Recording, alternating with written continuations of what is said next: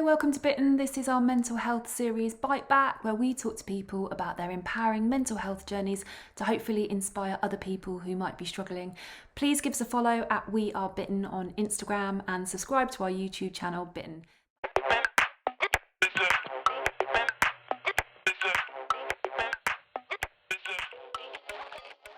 Hey Kevin, you all right? Hey George, nice to see you. You okay? Yeah, I'm good, thank you. Thanks for chatting today. No problem at all. So you're going to be talking about your experiences with depression. I asked the same questions to everyone in these Bite Back episodes. And the first question really is, how did it start and was there a catalyst? Sure. So for me, it was a bit of a strange one because it started at the worst point because I essentially didn't know I had depression. So I had an episode in August of 2019 where I was at work. It was the middle of the day, and I was just feeling super panicky out of nowhere. It wasn't nothing really had happened at work. It wasn't particularly stressful time. But I was realizing throughout that day I wasn't functioning properly. I was being indecisive about even the smallest thing like sending a basic email. Or I couldn't concentrate, and this feeling of panic started to build and started to build. And yeah, everything sort of came crashing down inwards, and I sort of escaped and took myself off to the bathroom, and it was getting worse and worse. And I was having sort of realizations at the time of, oh my god, I'm at my wit's end. I don't know why. I don't know what's causing this, but I, I need some kind of help. I want this feeling to end. Jumped ahead a bit there because I didn't initially think I needed help, and this was the problem. I initially thought I can't handle this. I can't handle life. I'm not cut out for it.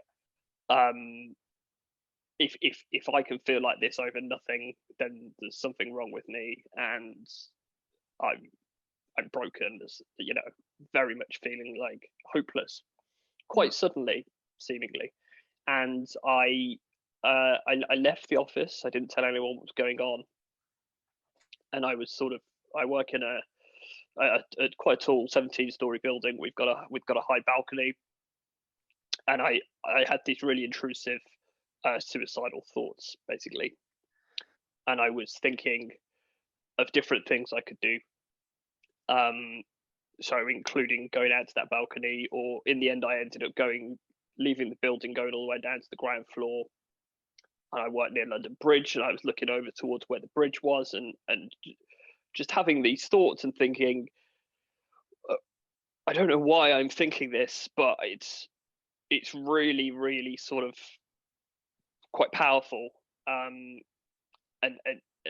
like a temptation almost, And it was all based around just wanting that feeling of hopelessness and panic to end by whatever means.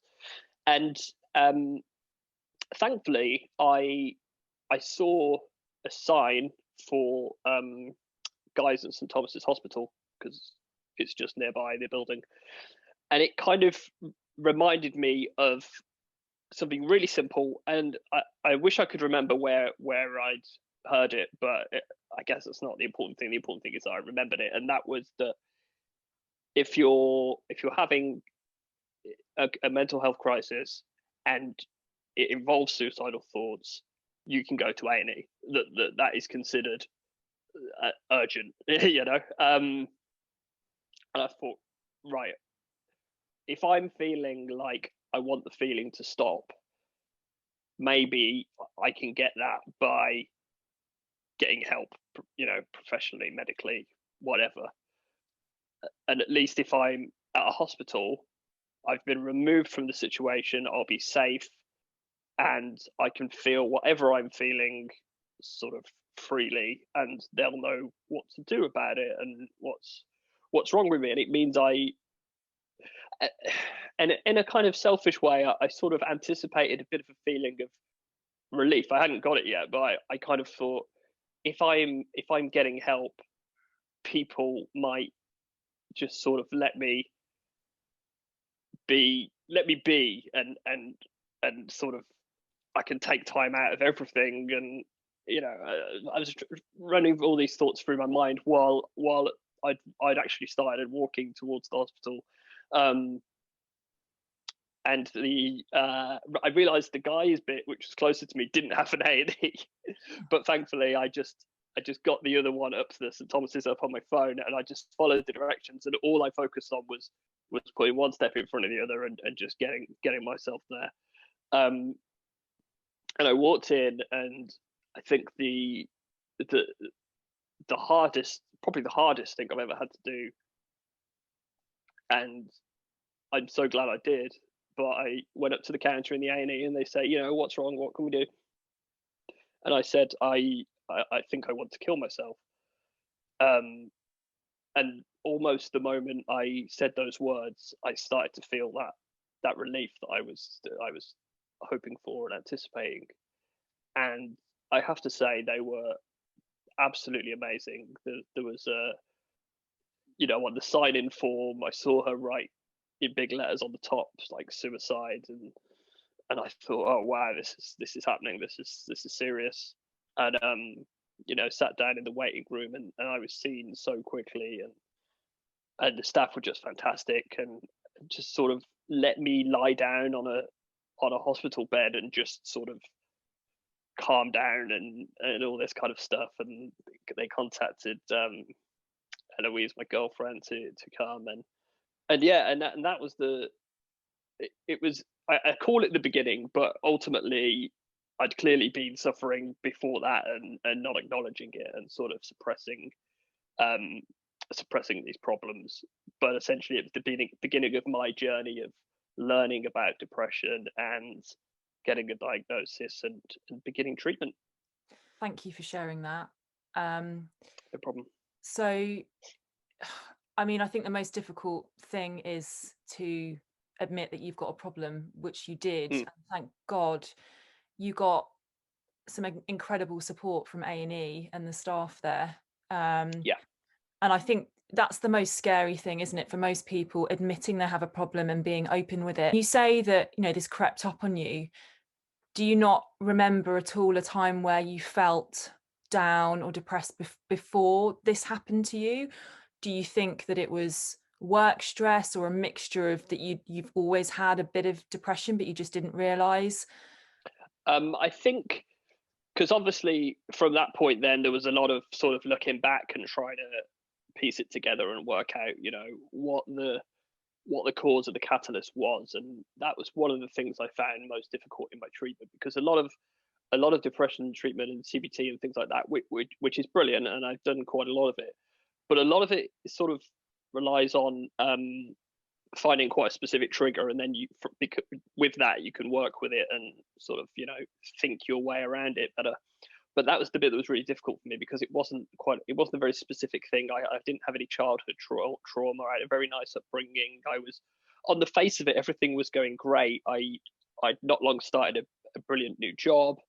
I was in the process of buying this house with my girlfriend, who I was really happy with. Our relationship was going great. So it was even more of a shock, because on the surface everything was going really well, but the more I reflected, the more I started to sort of see little signs, and the closest I could get to a kind of explanation was that it probably started really small, with a bit of a lack of self-confidence and a bit of lack of self-belief, having moved to London a couple of years prior, which is quite a big thing for a lot of people to go through, and it can be quite a lonely, isolating experience, and trying to make friends in a new city and a new job and all that kind of stuff. And I just think I told myself through all that time that I was doing great and everything was fine, and I wasn't letting myself reflect and accept failure and weakness, and sort of be kind to myself. And I was just sort of plowing on with this new job, and I think I was just putting a lot of expectation on myself to be happy all the time, because I should be on the face of it with what was happening. Whereas looking back with a more logical, sensible mind, it would have the I was going through a lot of things that would be quite stressful, even though they're quite happy and positive. A new job is stressful, buying a house is stressful, and living with your partner for the first time has its difficulties, and being in this city. And Mm. I think it just, because I'd suppressed all of this over a period of maybe 18 months or so, um, I'd sort of trained my brain out of dealing with it, and it just got too much eventually. And the sort of that lack of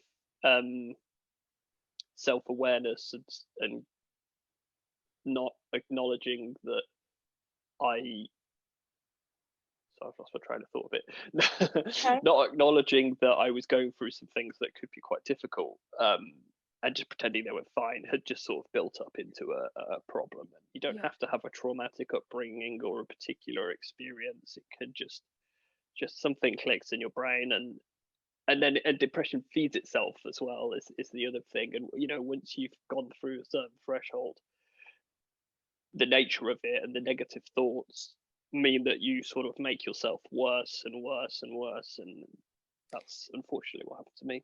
Yeah, absolutely. I think it's really important that you said that there doesn't have to be a reason with depression. Well, any mental illness, there doesn't have to be a reason, and you shouldn't feel guilty that you don't have Mm, a reason. Just because you've had an incredible upbringing and it's been happy and all those kind of things doesn't mean that you don't have the right to suffer from depression or any mental illness. Um, exactly. so I think that's really important. So I guess you were in A&E, you had this incredible support from the staff there.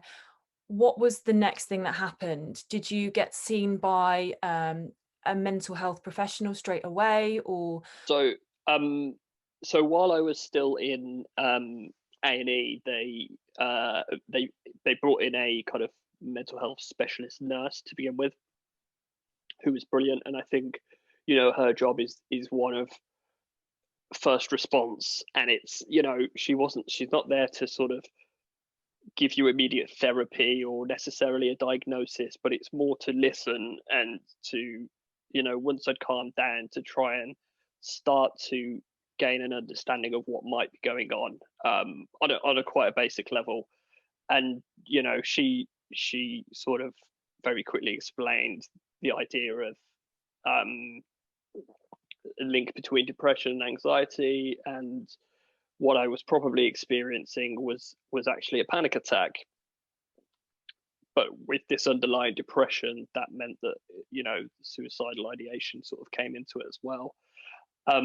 But she said, she reassured me so many times that I'd done the best possible thing in coming forward, saying I needed help and explaining how I was feeling, and that from this point onwards it would be a healing process, and it would get better, and it will. And yeah, and then they sort of they booked me a GP appointment. They booked it for me for the next day, I think it was. And once again, the GP was brilliant, and they said, right, we're going to immediately start the process of getting you on the waiting list for talking therapies, because they can be quite long, and that is something that is a difficulty in this country. But um, fortunately, in the meantime, I was able to have a little bit of counselling through my employer, which sort of filled the gap while I was on the waiting list. And this is something I'd like to mention actually to anyone watching, is a lot of businesses nowadays, they have what's called an employee assistance program. Yeah. And this is where they pay a third party company on a retainer, and this, it's all paid for regardless of who uses it or how many people use it, and your company doesn't know who's using it or what they're going through. you know I mean, unfortunately, I was quite open with my employer, and told them everything, and they were great. But these employee assistance programs are there to provide support to you as an individual, and you can have free counselling and all kinds of resources. So it's worth asking, if it, and fingers crossed you'll be fortunate enough to have access to something like that. So that filled the gap, and then eventually I started some CBT therapy, and I began with a a group course actually, because they suggested that it can be a good way to introduce it before going into one-on-one sessions. Sorry, I'm just writing down what you said about your employer. I think a lot of people would be worried about going to their employer and admitting they had a mental health problem, or they felt depressed, because they may feel like they'd lose their job. Mm, Because, you know, there is this stigma behind mental health issues, which is getting better and better every day. yeah. But did you have a good line manager? How did they react to you when you were open about your depression? My line manager was great, and I did feel a little bit of that. Oh, I don't know how to talk to them about this. I'm worried about it, and to the point where actually my partner spoke to my line manager for me, and but he was so fantastic and said, you know, he doesn't need to worry about anything here. He doesn't need to speak to me if he doesn't want to, you know, because I think I sort of turned my phone off for a couple of days and things like that. He just said I'm here when he's ready, and yeah, I went from there. And I ended up having 3 months off work, which is quite a long time, and you know I was fortunate to be able to do that. But that was kind of that shows you how serious it can be if you don't take that time for yourself. And good that you had the support of your partner as well, because Mm.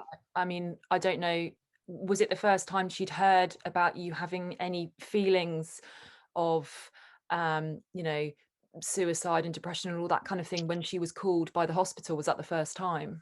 Absolutely, and it was, you know, completely blindsided her, and it was something that on that first day in the hospital after I'd, you know, said those words, I started to feel a lot of guilt and shame, and that, you know, that's where the stigma does still affect people with mental health issues, because you almost can't help it, and especially when there was an element of kind of having kept that from my partner, who I'm usually very open with, and we have a very sort of, you know, honest relationship.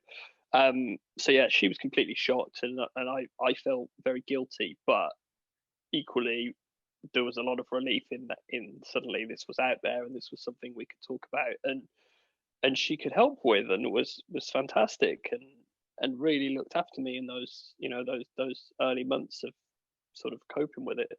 In these 3 months that you had off work, you had your CBT, you had some group therapy, I think you said. Um, what else did you have in those 3 months? What enabled you to get back to work? So I also started a course of antidepressants prescribed by my doctor, and the I think this is another thing. There's a lot of stigma around and a lot of misunderstanding as well. And I think what's quite important to stress and to explain to people who might not know is it takes a long time for them to help, um, for various reasons. You know, they, even if you found the right one straight away, it you know, it might be a 6 week, couple of month course before it even does anything with you, with your body physically. Um, and part of the difficulty I had is it took a long time to find the right combination. So you know, I've been through probably 5 different antidepressants now. I've finally sort of settled on what works for me, but everyone is different, and there are so many different drugs out there. So it's quite a long process. It's not a quick fix, but, and it might not be for everyone, but what it can do is it can work quite well alongside therapy, because it gives you a sort of base level of functioning to help you then properly digest the therapy. That was the idea behind me going on to them anyway. So I had that going on as well. Um, and another thing that I was sort of doing, which was more an idea from my partner actually, which was great, was because it was quite severe depression and I was not working. I was at home, and the smallest things would feel like the biggest unachievable tasks. I just had a little booklet, like a little notepad, and every day I would write a really small to-do list, and it would have the most basic things on it, but it would be, you know, do the washing up, take the bins out, but then it would have, you know, sort of nice things on there like watch a film or read a book, And then maybe sort of important things as well, like, oh, you've got to phone, you're going to get a phone call from this nurse at 2 o'clock, or you need to complete this bit of paperwork for your therapy.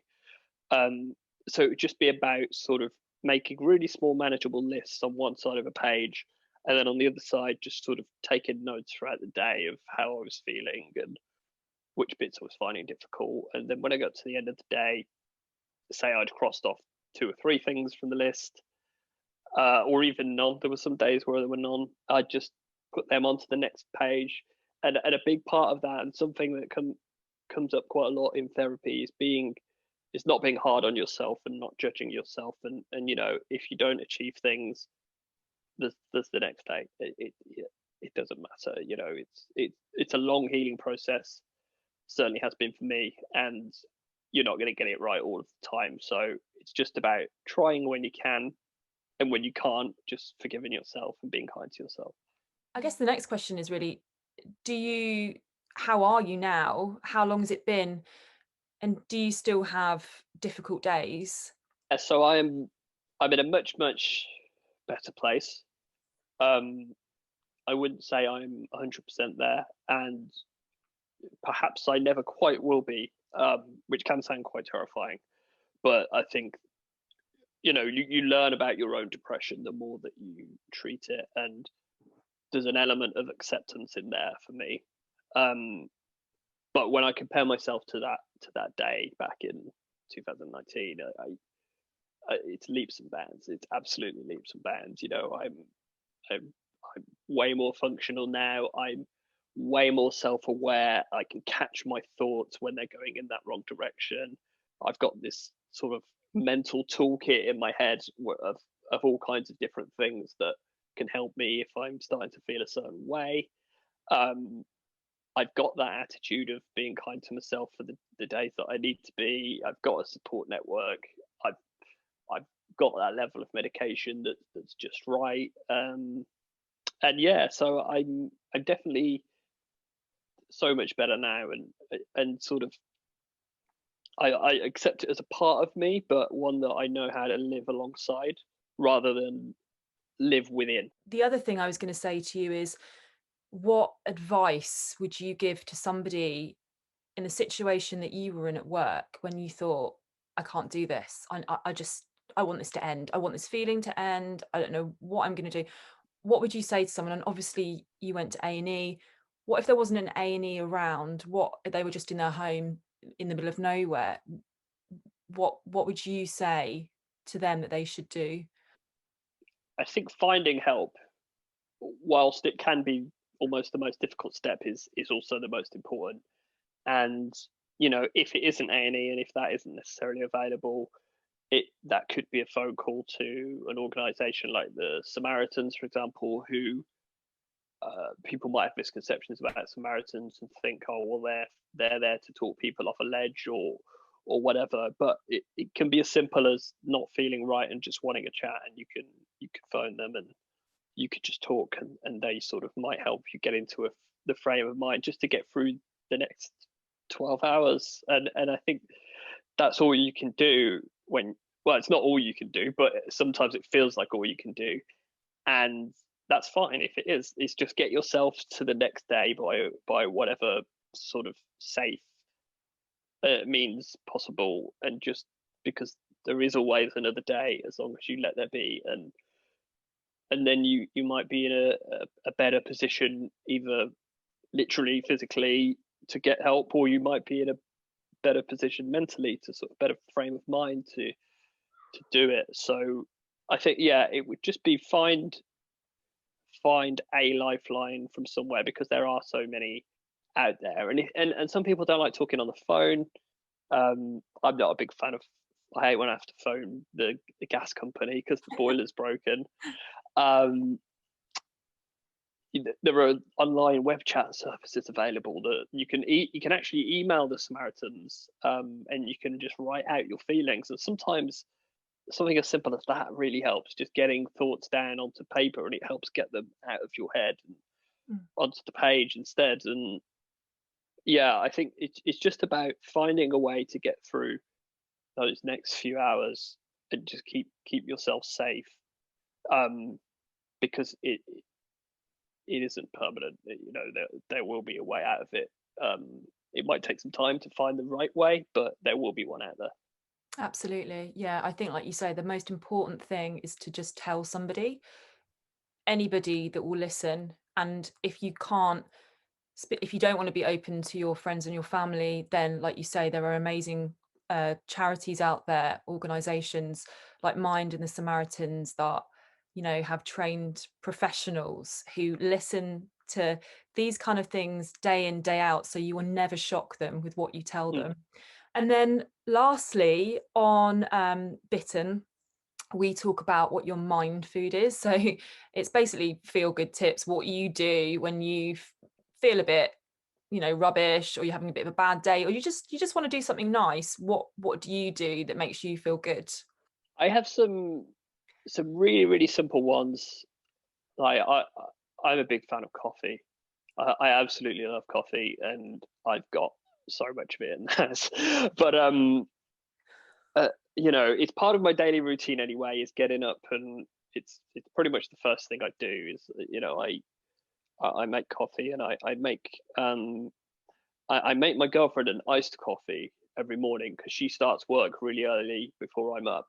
So then I sort of make her that and take that into her where she's working. And it sounds like a really silly thing, but even on those mornings where I might wake up and think, oh, I can't, how do I get started today? I can't face it. I've got this sort of simple, repetitive task that I know I have to, and I don't have to do it, but I've trained myself to think I have to do this every day, and it's really easy. Um, but it helps my sort of gears get whirring because it's like, right, I need to clean the the espresso thing, and I need to put the coffee in and put it on the stove, um, and then take that in, and also it's something for someone else, and I think with my personality that helps me feel better is just doing something for someone else. And then after that, it's my turn to sit and have a coffee, and I'll smell the beans as well if I ever sort of need to bring my mind back into focus. I think senses are so important. You know, find a nice smell or find something that feels nice physically. Whether you've got a sort of a nice cushion that you can sort of pop on your lap, or give it a cuddle or something is Yeah, yeah. silly. Um, so there's quite a lot of simple things like that, and then some of the cliche thing. I say cliche, but they do work. When I first started suffering from this, like so many times I heard people talk about running, and it's not something I'd ever done. I wasn't a particularly active person physically, and I never thought, oh, I'll never be able to do that. I'm not fit enough for that, and it sounds awful. I can't imagine getting any enjoyment out of that. But sort of last year, as the country went into lockdown, we got into couch to 5K and just thought, well, neither of us are runners. We don't know what we're doing, but we've got all this time, and the only thing we can do is go out for exercise. So let's give it a go. And it's brilliant because it's designed for people that don't think they can run or exercise, and it just builds you up really gradually, and it adds something into your routine that does clear your mind, and you do feel great afterwards. So exercise is a big thing, and it's a tricky one with depression, because depression and sort of motivation to do stuff are really at war. But if you can force yourself to do it, it makes such a difference. And motivation actually is one of the one of the most sort of enlightening things I learned in therapy is motivation. You don't need motivation to cause action and do things. It's actually the other way around. It's a misconception. You get motivation by doing things. So as a depressed person, you might tell yourself, I can't get anything done because I don't have the motivation, and I don't have the motivation because I have depression. And that's quite a sort of vicious cycle to get in, really, because it's hard to sort of kick in your behaviors, your positive behaviors. But actually, your motivation comes from doing things and achieving things, or doing things that make you feel good. So you just have to do things sometimes, regardless of how bad you feel, and just find a way to force yourself into, even if it's something as simple as doing the washing up. I was taught to give things a 5 minute chance. Just give it 5 minutes, and if you don't feel better, then you can go back to lying in bed or whatever it was you were doing. But at least you tried, and at least you did it for 5 minutes. But in reality, 5 minutes is probably long enough for you to go, oh well, actually, I did that and it was all right. So maybe I could do this as well. Maybe I can go for that run or put a load of Yeah, washing on. like you say, just simple doing things really, really helps with depression. If you can't run, just going outside for a 5-minute walk, getting some Mm, fresh air, looking at the trees, just all those simple things that stimulate the senses, that just make you feel like you're achieving something, getting your endorphins going. It's yeah. surprising how incredible that can be for your mind and your body. Mm, And like you say, sometimes you do have to force yourself to do it. You could have been in bed for 2 days, and there's got to be a turning point, and that turning point is, right, today is the day that I'm going to go outside and get some fresh air. And then that can be like a monopoly effect of, right, monopoly effect, domino effect of wrong game, George, wrong game. yeah. A domino effect of, all these good things that start happening to you. So Exactly. yeah, I think that's really important, and it can be 5 minutes. That's all it has to be. Or like you say, just doing the washing up, five Yeah. minutes. Yeah. And there are a couple It, of things as well that I'd probably urge people to Google them rather than me try and explain them. yeah. But um, present moment focus is a really good one, especially if you're just going for like a really simple walk. It works quite well when you're out walking, and it's a really simple practice that just brings your thoughts and your focus back into reality a little bit. And it involves really simple stuff like counting how many red things you can see, and then seeing what different sounds you can see, and it's really simple and effective, and you could do it alongside something like just going for a walk and getting fresh air. Another one is progressive muscle relaxation, which is something you can do um, in bed even, and it works quite well before bed, especially if you get a lot of your negative thoughts at night and you can't sleep. And it's a really simple exercise that mostly involves just pulling weird faces, and it's quite funny. But it's all about tensing your muscles and then letting go, and then you get this feeling of relaxation going through your body. And also guided meditation, stuff like Headspace is incredible.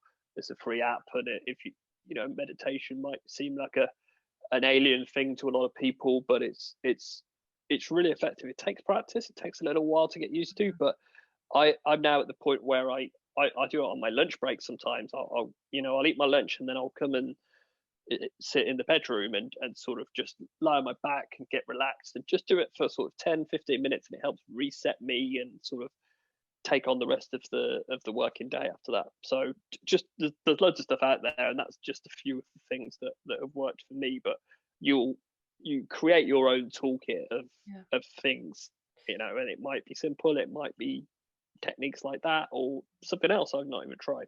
Yeah. Do you know what I find sometimes if I can't get in the headspace to do meditation or anything like that, I'll just write down 2 goals. And Mm, it could be goals for the day, or it could be goals for the future that I want to achieve. And that really helps me because it gets me focused and gets me yeah. motivated. So yeah, so that's another good one. And then again, if you're not into meditation, just having 30 minutes out of your day just to get your thoughts in place in your head, Mm, process them, think about them, how you're feeling. Because I think, life is so fast paced that we forget just to have time on our own, especially when you have kids and you're working absolutely. 9 to 5 or longer than that. Even if it's go to bed 30 minutes earlier and just have time away from technology just to Mm, think about what you're doing, what you've done, how you feel, all those kind of things. I think that's really important as well. yeah, I'd agree 100%. Thank you so much, Kevin. It's been incredible talking to you, and what an amazing journey. And yeah, again, another inspirational person. So thank you. Thank Um, you very much. That's nice to hear.